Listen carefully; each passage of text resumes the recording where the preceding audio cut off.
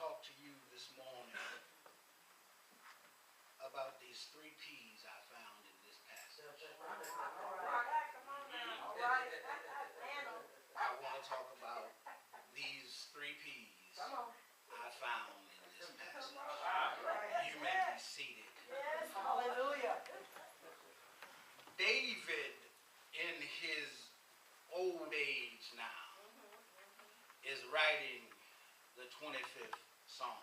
I don't know, maybe when he was printing or writing the melodies, he thought of me. Or maybe when he set the tempo of this song, he was thinking about Temple of Faith. Maybe when he set the chords, in the back of his mind, he saw Pastor and First Lady Kubler. I don't know. I cannot say. I cannot specify. But one thing I do know. David, in his old age, has given us three particular P's in a passage that will help us today. In our present age, we need these three P's. I believe it is easy, John, for us to lift up our voice. Come on. It's easy for us to raise our hands, although some churches they don't do it much anymore. We'd rather do it at the Knicks games. We will holler for Dallas to grab that touchdown. I see in my mind's eye a few of y'all looking for the Titans to pull it out. I understand that Ohio State got to make this thing, and we can clap about that. We'll holler about that. But what about the mercies of God? His tender mercy, His kindness shown towards us.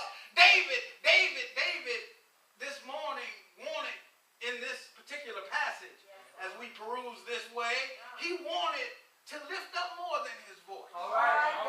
He wanted to do something else besides clap his hands. He wanted to lift up his soul. Yes, God. How, David, do you lift up your soul? What is it? He said to me, he responded to me the other day. I said, David, I need you to help me because I need to know how you lift up your soul. He said, well, first and foremost, you need to check your faith fire. I said to him, what do you mean? He said, every child of God ought have a faith fire. You know those things that God has done for you, that you filed away. And every now and then, it's good to open the box and check your faith fire. I said, well, David, help me even still. He said, I remember when a lion and a bear, back in my youth, when I was full of vim, vigor, and vitality, a lion and a bear came up to snatch my daddy's sheep, and I fought them off with my bare hands, with nothing more than the power of God. I remember that. I said, oh, that's good. That's a good one. A lion and a bear. He said, but that wasn't it. He said, listen to me. This is why I can write this. I said, well, what is it? He said, because shortly thereafter, the war was going on. And the giant was coming. I heard him walking in the valley. And my brothers were hungry. My daddy said, take this lunch down to your brothers. Hear me good now. He was walking through the valley. No problem for David. David said, Saul, I don't need nothing from you. Saul said, yeah, son. You think you're going to go out there? He said, I'm going in the name of El Shaddai. I'm going with Jehovah behind me. All I need is my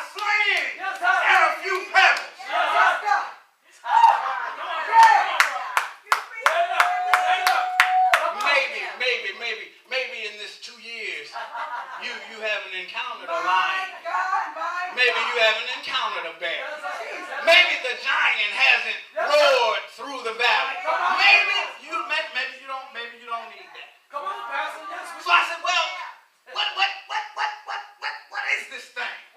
He said, the more I think about it, the more it wells up inside of me. He said, the same king that I was with, that I played for to soothe his anger, turned his wrath on me. He said to me, he said, Dunn, sometimes you got to watch the folk that you allow to walk with you. Because those same folk will turn around and try to stop.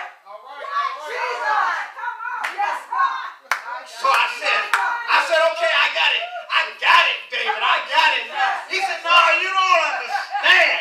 He said, I was young, but now I'm old. And now I remember when they were singing, Pastor, my praises. Saul slain his thousands. Oh, but David his tens of thousands. Oh, that brings me to my first piece. David, in this particular psalm, this passage for us lays out my first piece. What is that? What David was asking God to do was, God, protect me. Keep me. Shield me. Hold me. Wrap your arms up. You heard it. He sounds so distraught. David is in danger. He's running from his enemy. So while he's running from his enemies, he needs God to protect him. This is how I know this is a word for you, Pastor, because after 2 years, you still need God to. That's right. I wish I had a witness. I wish I could just have one person just say that with me. God, protect me. God, protect me. Not only did he protect him from the lion and the bear, not only did he protect him from Goliath, not only did he protect him from Saul, but he protected him from himself. David wasn't always asking God to protect him from other folks. David said, protect me from me. Sometimes the Lord has to take us, set us down, and say, sit down, self. Shut up, self. Watch yourself. Don't get beside yourself. You didn't have nothing to do with this. Sit down and shut up. Sit still and see the salvation of. I got some Bible readers in here. I got some Bible believers in here. I know somebody knows the protection of God.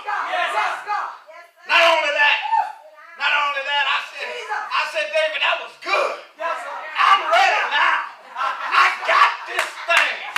He said, didn't I just tell you sometimes you need to sit down, shut up, don't get beside yourself, let me lead, let me show you something else. I done told you about protection.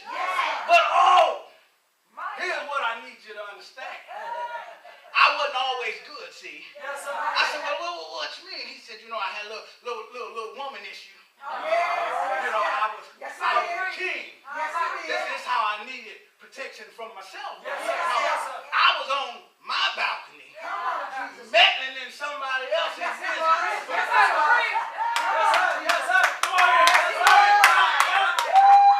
And it looked good to me. But I found out it wasn't good for me. But nevertheless, me being me, I said I got to have it. Oh, I wish I had somebody. Yeah, I know. Maybe it's just me.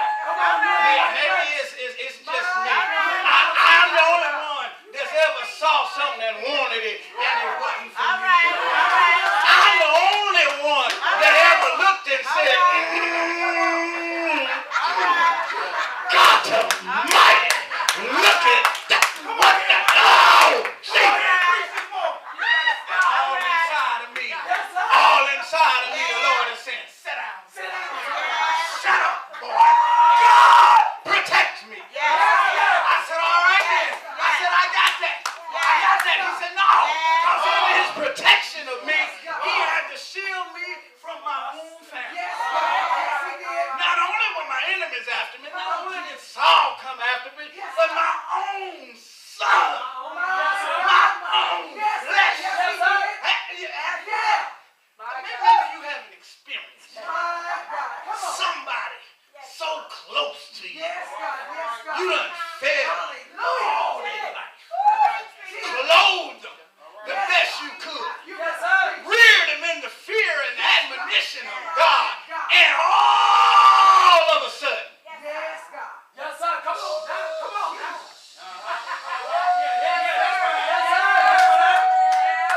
hit 21 and think you're grown. Leave lights on all day. Ain't paying no bill. Open the refrigerator thinking the food gonna jump out and cook itself, so you just stand there. Okay, all right. Get hungry and the meal is ready, but you ain't mixed up no cornbread. All right. Don't even have time. I'm just gonna talk about me. All my life, I just run in and eat. Sometimes I'm so trifling I ain't even wash my hands. Dirt make the food taste better, I know. All right. Yeah, so God had to protect him. You remember Absalom. Absalom was his son, very handsome young man. One of the things about Absalom, he had some beautiful hair. Yes, he did. Let me tell you how a blessing can become a curse. When When you mess with God. Yes, Why you think you got it going on. You need to know who's protecting you. While David was running from his son was riding on the horse. His hair was blowing in the wind. Caught a tree limb. Snatched him back off the horse. Broke his neck. Oh, God. David said, Dunn, I'm not done yet. I'm not finished with this protection. I can't take you to the second peak until you get the first peak. I was so good that I brought the Ark of the Covenant back. And the people celebrated me. I had all the provisions that God had provided. And it was locked in the Ark of the Covenant. And I tried to tell them that this is where the presence of God is. This is where God resides. This is where the presence of God is. But I kept trying to tell them it ain't got nothing to do with the presence of God as much as it does the presence of God. I wish I had somebody else.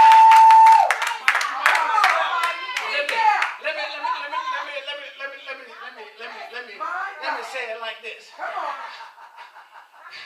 The presence of God dictates the presence from God. The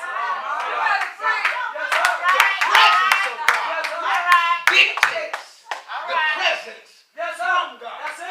See, where God is, he can give. So what that says to me is if I'm in his presence,